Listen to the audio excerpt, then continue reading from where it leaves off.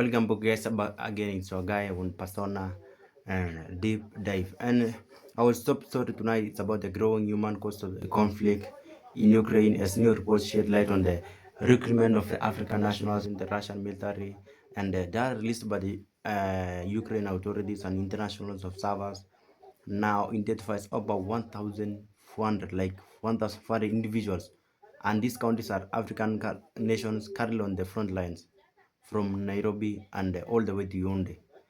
And families are coming forward with harrowing stories of their loved ones being lured by promises, lucrative construction jobs, or security roles, only to find themselves in the heat of meat grinder and assaults by the dumpers with government.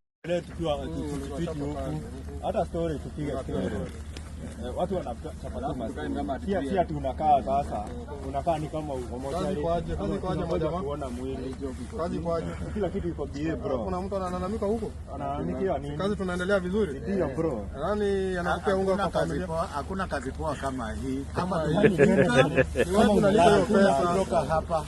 Tuko hapa 24/7 inshallah. Hizo stories zingine ni watu wako na stories za hizo stories za With governments in Kenya and South Africa are now opening investigations who took him captive, Evan Kibet's story was unusual enough to post on the brigade's social channels. I didn't went Russia for military job. I went there as a visitor. Don't pass with governments in Kenya and South Africa are now opening investigation with these recruitment networks, and the question remains: how deep do these shadow recruitment pipelines run?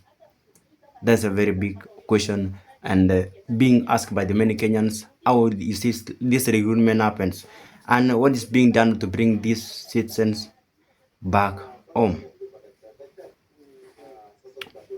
And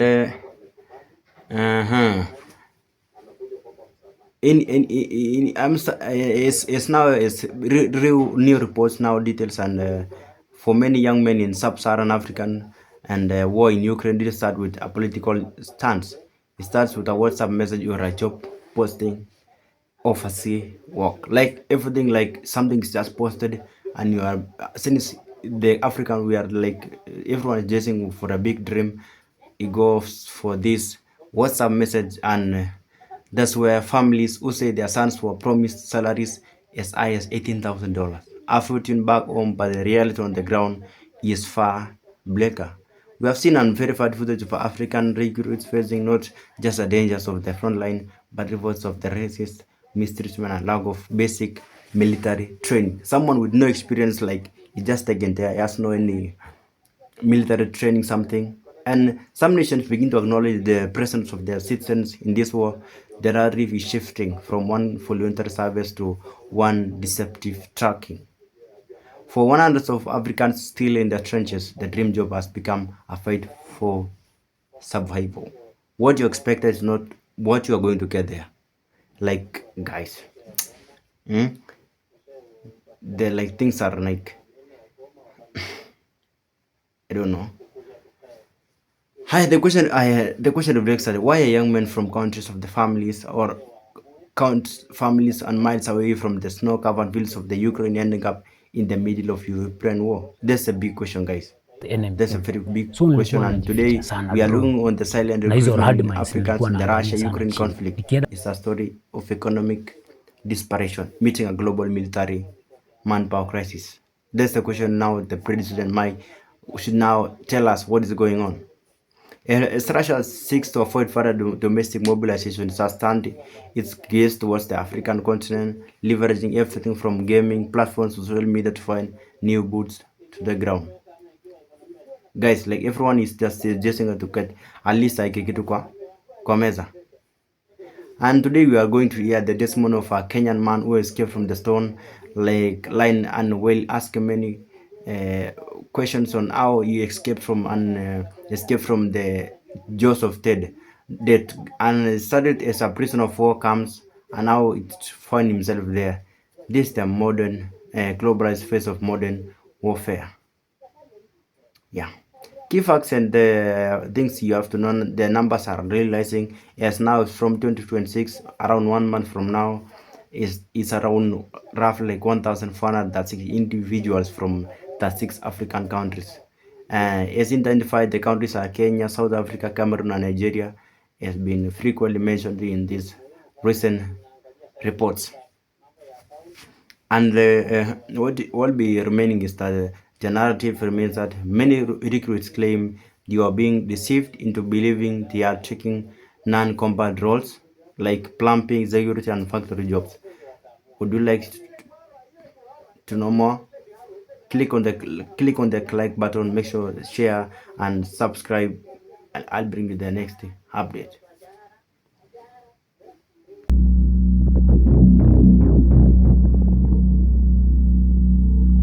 Et dans la salle, il n'y a aucun soldat, aucun militaire. Il n'y a aucune arme pointée sur moi pour me forcer à dire quoi que ce soit. Tout ce que je viens de dire, c'est la réalité. Mon nom, c'est Koulepato Dossa. Je viens de l'Afrique de l'Ouest et précisément au Togo. Mais j'ai 27 ans. Tell us a little bit about your life in Togo. Est-ce que vous pouvez nous en dire plus sur votre vie d'avant au Togo, ce que vous faisiez là-bas, un peu plus finalement sur votre passé? Au Togo, j'étais un enseignant. J'ai eu ma licence en histoire. Après la licence, je faisais l'enseignement, mais pas un enseignant étatique, volontaire. Mais comme le salaire n'est pas assez élevé, je mettais à l'agriculture à côté. C'est tout ce que je peux dire comme expérience au Togo. C'est tout ce que je faisais. So your idea was to go to Russia to make money? Non. C'est le fait que je n'avais pas trouvé de moyens pour faire l'élevage et l'agriculture dans mon pays. C'est ça qui m'a détourné de l'idée de l'agriculture et je me suis dit je vais aller continuer mon étude en médecine. Après le diplôme, si je reviens, je vais faire un hôpital privé pour soigner peut-être les gens. Après, si je gagne un peu de sous, je peux me lancer dans l'agriculture, tout ça, parce que c'est ma passion, l'agriculture et l'élevage. But out of all European countries, you decided to go to Russia. Why? Bien avant même le dessert de mon vieux, j'ai essayé le Canada, ça n'a pas marché. J'ai essayé la France tout récemment, ils ont refusé le visa. C'est là-bas, mes amis me disaient que la Russie, rapidement, et ça ne coûte même pas. Et effectivement, j'ai essayé, ça a passé. C'est pourquoi je me suis retrouvé en Russie. Sinon, je n'ai jamais eu le programme de venir en Russie.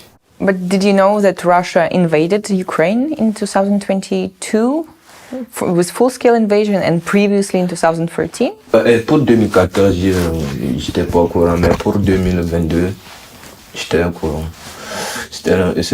En Afrique, nous, les informations comme ça, ceux qui travaillent pour l'État, c'est eux qui s'intéressent, mais les personnes privées comme ça, nous on se dit, qu'est-ce qu'on en a à foutre avec ça? Mais quand tu es dans la situation, c'est en ce moment que tu s'intéresses à la situation. À partir du moment où je faisais le programme pour venir en Russie, c'est en ce moment je m'intéresse du pays. Et c'est là que je vois des informations que le pays a envahi l'Ukraine, des choses comme ça. We can see how Moscow is intensifying its efforts to basically spread propaganda in the African countries.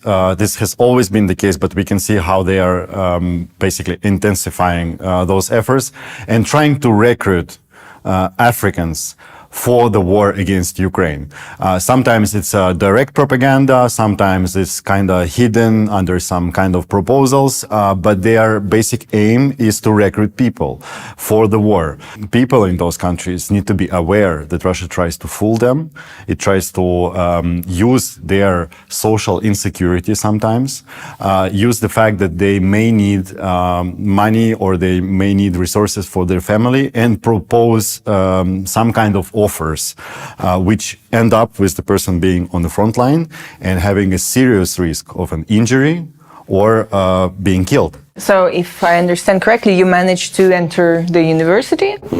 And how long did he study in university? Et je peux dire que pour l'étude, de façon normale, j'ai fait seulement 1 mois. Lorsque nous sommes arrivés, on a fait les papiers, tout ça. avant de terminer, ça aussi, ça a pris au moins, je peux dire. Et après tout, lorsque ces problèmes de contrat ont commencé, je ne restais plus sur place. Well, how did you end up in Russian army? Et un jour, un frère, actuellement, il est à Donetsk, il est dans l'armée aussi. Il m'a abordé que actuellement, il y a aussi d'autres opportunités pour avoir le papier. Parce que si vous êtes sur le territoire sans papier, on dit qu'après l'étude, vous allez retourner dans votre pays. On peut aller. Et je lui ai posé la question quelle opportunité. Il me dit que c'est possible qu'on peut être policier et surveiller dans la zone de Saratov. Il dit c'est vrai. Il dit il faut aller qu'on demande au moins l'information, que c'est quelqu'un qui lui a dit ça. Et c'est là nous sommes partis pour aller demander l'information. Je ne savais pas qu'on nous guettait depuis. Le même jour, on a juste dit qu'on veut des informations. On n'a pas encore eu les informations. On nous a tout fait le même jour.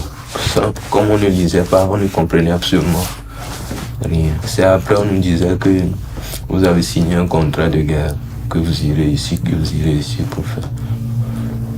C'était pas facile. I would say this is a typical case. This is not only his story. This is a typical case how Russian authorities look for those foreign students or workers who are close to losing their legal status, and they approach them with proposals to sign some kind of a contract, do some kind of work. People can not always understand that it's about army and about service and about actually fighting on the front line. And this is very, very dangerous. This is a huge risk for those people. And if some of them arrive to this situation, our advice is to use every opportunity to lay down your arms, use any moment that you can basically become a prisoner of war. There is a special project in Ukraine called I Want to Live, Хочу жить. And what were you doing in Russian army? What were your, I don't know, duties? Et bon, moi je suis un tireur. On nous apprend à tirer seulement, c'est tout. Do you remember your first day of war? Like when you went first on the mission? How was it for you? Ah oui, je me rappelle bien. Ma première mission, c'était celle que j'ai été capturé. J'ai fait seulement une mission. Okay, how did he get captured? Did you surrender? Le dimanche 16 février, on allait à l'entraînement, puis on nous a rappelé de retourner. On revient au camp, on a fait sortir une liste de 10 personnes. J'ai vu mon nom dedans. On m'a appelé et dit vous allez au front. On a quitté là-bas pour un autre lieu. Et c'est là-bas ils ont organisé les groupes. Dans mon groupe, nous sommes au nombre de 6 pour attaquer. Et au front, arrivé dans l'intervalle de 15 à 20 minutes, on a perdu 4 personnes déjà. 4 sont morts, il restait. Sur un groupe de 6? Dans un groupe de 6. Okay. Séparés 3-3 pour attaquer. Il restait 2 personnes, moi et un autre. L'autre là, je ne l'ai pas vu. Je cherchais un lieu pour me protéger. Et puis j'ai vu une maison souterraine que nous appelons en armée blindage. Je suis rentré dedans, c'est là-bas que je l'ai vu. Lorsque je l'ai vu, il m'a dit de rentrer. Je suis rentré. Et puis il voulait sortir, il dit tu vas aller où? Restons ici. Nous sommes là-bas pendant lundi, mardi, mercredi. Et c'est mercredi qu'il appelait notre commandant de front que c'est comme ça, nous sommes dans le trou ici, il n'a qu'à venir nous aider. Lorsque le commandant venait, or, à côté du blindage, la maison souterraine, il y avait les Ukrainiens là-bas, juste à côté. Le commandant il contournait au niveau des Ukrainiens et il tirait. C'est en ce moment les Ukrainiens aussi tiraient. Lorsqu'ils passaient, les Ukrainiens se sont rendus compte qu'il y a certaines personnes là-bas qui voulaient venir, parce qu'il est venu avec voiture. Et c'est en ce moment les Ukrainiens tiraient sur notre truc là. Et c'est cassé bleu. Là, j'ai perdu mon second aussi. Il me restait seul. C'est là-bas j'ai eu des blessures partout. C'est vers la scène se passait vers 16h comme ça. Je faisais comme moi si je suis décédé parce qu'il y a des drones qui passaient chaque instant, qui rôdaient là-bas, qui ne quittaient pas. Mais je suis sous les bois là-bas comme quelqu'un qui est décédé. J'étais là-bas jusqu'au crépuscule. Vers 19h, tu ne peux plus voir l'homme quoi. Et j'ai fait semblant, j'ai enlevé le bois là. Je suis sorti. Parce que j'ai quitté la forêt, il y avait un grand espace là-bas, rempli de neige. Mais là-bas, vous ne pouvez pas marcher. Si vous marchez, il y a des drones partout. On va vous voir. Je suis obligé de ramper pendant des kilomètres pour quitter cet espace. Parce que j'ai quitté l'espace, je me suis retrouvé sur la ligne du front entre l'Ukraine et la Russie. Mais arrivé là-bas, je suis au bout du souffle. J'ai trouvé encore une maison souterraine là-bas, je suis rentré dedans, j'ai vu des sang partout, mais j'ai essayé de me cacher parce qu'il faisait froid aussi. Je suis resté là-bas jusqu'au lendemain. Lendemain vers 10h. En ce moment, mon pied ne travaillait plus. Ma mère aussi ne travaillait plus.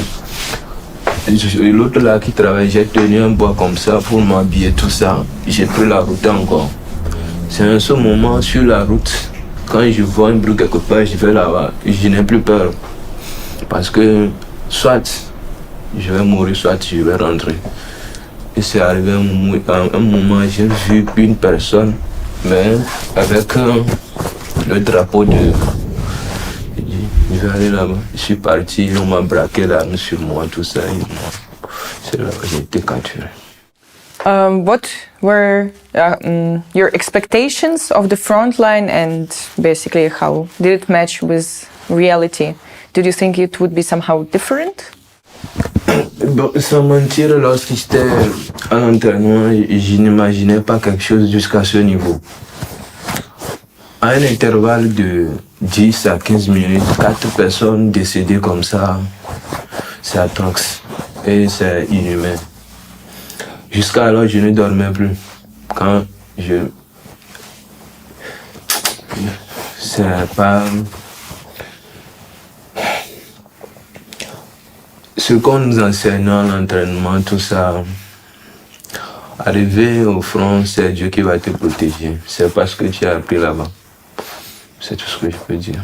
You're a foreigner. How did Russians treat you as a soldier? Were you equipped in the same way? Were you treated equally? How was that? Non, il n'y a pas eu de différence. Ils nous ont traités bien. Avant de partir même de Saratov pour aller là-bas, ils nous ont dit que, comme nous ne comprenons pas, parce qu'ils savent que nous ne voulons pas aller, quand nous ne comprenons pas la langue, tout ça, on va aller juste servir les gens quand on n'ira pas au front, tout ça. Mais à la dernière minute, ce qui s'est passé, c'est comme s'il y a un peu de trahison du genre. Je ne parle pas le russe, je ne lis même pas. Et il y a des gens là-bas qui parlent bien le russe, qui sont plus costauds que moi. Ils sont restés là-bas. On m'a choisi un pauvre étranger qui ne parle même pas, qui ne maîtrise même pas les outils de l'armée, d'aller au front. Ça, c'est pour me sacrifier. Do you know what's going to happen after, especially your legs? They're in bad condition. What's going to happen after? Par rapport à mes jambes, tout ça, bon, l'autre fois, le docteur me disait que ils vont couper ça. Bon. Did the Russian side or your country made any attempts to get you out of Ukraine, to get you back home? Jusqu'à là, du côté russe comme Togo, je ne pense pas qu'ils sachent que je suis toujours en vie. Pour eux, je suis décédé. Parce que mon dernier contact avec ma soeur au Togo, c'était le jour qu'on quittait pour le front. C'est fini. Mon téléphone éteint tout. Jusqu'à là, je n'ai pas encore contacté le Togo ni la Russie. Je ne sais pas si eux-mêmes ils ont déjà envoyé certaines choses pour que les Russes sachent que nous sommes ici. Parce que, regardez actuellement comment je suis devenu. Mes jambes ne travaillaient plus. Je ne suis pas comme ça avant qu'il m'envoyait au front. Like a sister of Doucet, what does she need to do to get him back home? She needs to contact her authorities of Togo and persuade them to contact her brother in the Ukrainian custody where he is held. They can send a diplomat, they can arrange an agreement with some other country that can represent them in their behalf. But this is basically on them to contact the Ukrainian side and get access to this person. Then get to know what the person himself wants. If Doucet says that he wants to be reunited with his family, then they will find a way with the Ukrainian authorities how to arrange. You regret that you made this decision to, I don't know, to connect with Russia, basically, huh? Actuellement, quand je me regardais, je regrette. Je ne sais pas, c'est moi-même qui a tout causé ou bien c'est mon destin. Sinon, je regrette. Merci, thanks for agreeing to speak with us. What we're gonna do now is to try to reach your sister, maybe?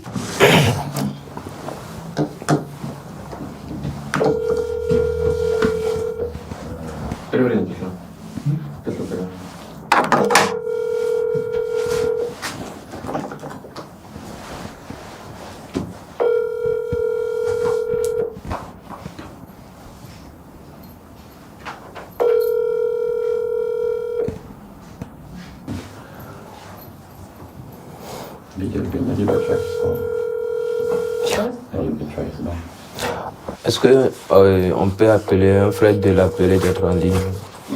Est-ce qu'on peut appeler un frère, lui, 24/24, il est toujours en ligne. On l'appelle de lui dire d'être en ligne. Il va l'appeler directement. Ok, donc là on appelle, on sera sur haut-parleur, encore une fois.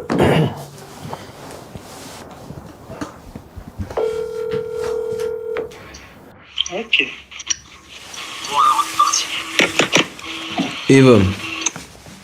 Ouais. C'est à moi Doucet. Carrément. Alors, il faut parler français, ne parle pas notre langue.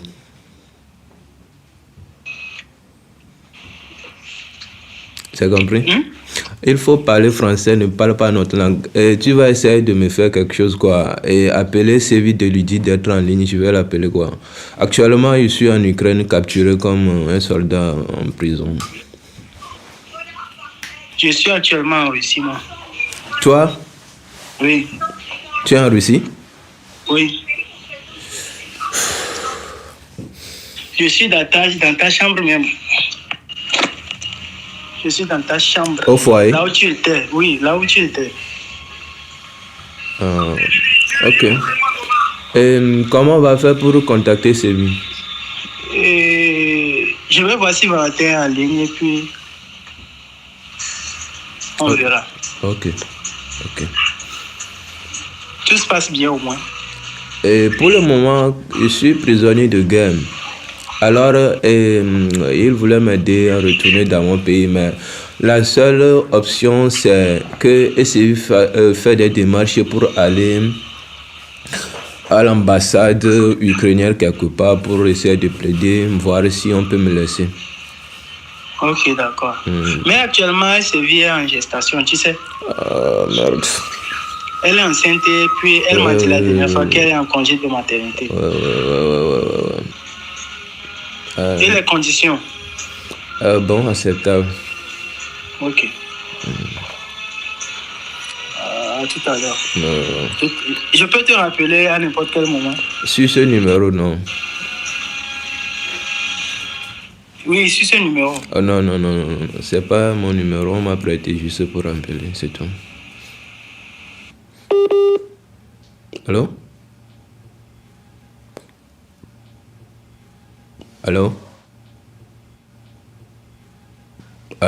Is it the same friend who's serving in the Russian army now, the one who he talked to? C'est lui ou est-ce qu'il est lié à l'armée russe? Est-ce qu'il a fait signer un contrat? Est-ce est-ce qu'il a des liens avec l'armée russe, dans le sens où est-ce qu'il a aidé à vous recruter, des choses comme ça? Non. Lui, là, je viens d'apprendre qu'il a réussi, je doute même. Et pourquoi il est en France? Comment ça se fait qu'il soit en Russie aujourd'hui? Et c'est ça qui m'étonne. Je doute même qu'il est en Russie. Je ne pense pas qu'il est en Russie même.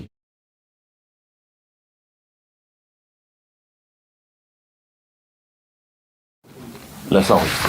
Ouais, c'est adossé. Comment tu vas pour moi? Ok, actuellement, je suis en Ukraine. L'autre fois, je t'ai parlé que je vais au front. Et on m'a capturé. Alors, pour m'aider à rentrer au pays, il va falloir mener certaines démarches. Je sais pas si tu peux avoir le courage de faire tout ça, mais si tu ne peux pas le faire tout seul, il faut essayer de contacter fort ou bien sur ça pour t'aider à chercher une ambassade ukrainienne au Togo ou proche de nous pour lui parler de ma situation. Ok. Il faut essayer de dire à Maman Grasso que je vais bien aussi. Au revoir. Done? What will happen to him next? Last time we saw him, he was about to get operated. So what do you know of him now, and what's going to happen most importantly after? He is not an average combatant according to the international humanitarian law.